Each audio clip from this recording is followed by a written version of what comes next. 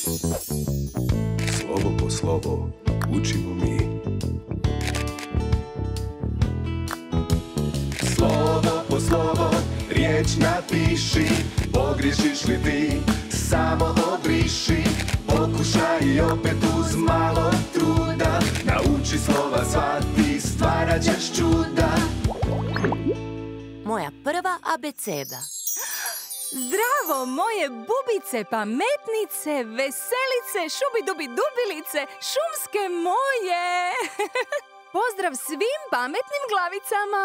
Jeste li bili dobri od prošlog druženja? Jeste li vježbali pisanje? Pa dobrodošli u novu epizodu moje prve ABCD! Vrijeme je da naučimo novo slovo. Učimo novo slovo. Danas će pametne glavice naučiti novo slovo. Mislim da bismo danas mogli naučiti slovo B. Što mislite? Kako izgleda i kako se piše slovo B? Slovo B je jedno smiješno slovo. Možemo ga naći u mnogim riječima, a neke od njih sigurno su ti već poznate.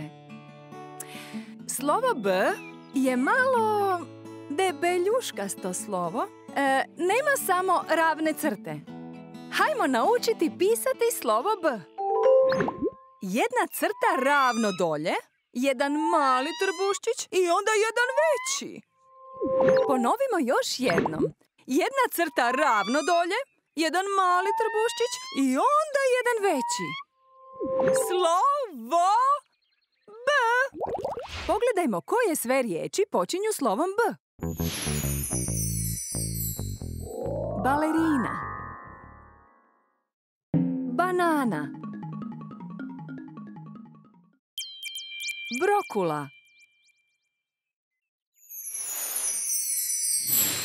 poslušajmo i novu pjesmicu koja će nam opisati slovo B.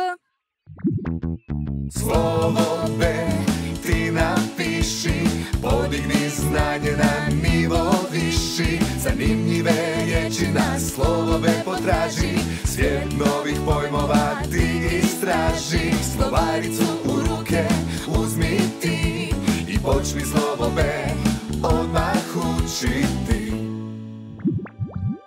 Ponovimo još jednom kako se piše slovo B. Jedna crta ravno dolje, jedan mali trbuščić i onda jedan veći. Tako je! Izgleda kao da ima dva trbuščića. A sada naučimo pisati neke nove riječi.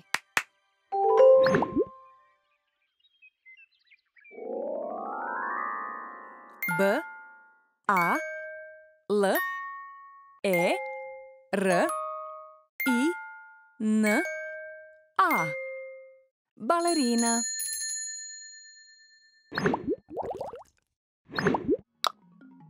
B, A, N, A, N, A.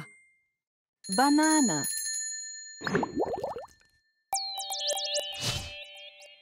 B, R, O, K, U, L, A. Brokula. To bi bilo sve od mene za vas, moje male šumske bubilice, šubilice, veselice. Vidimo se opet!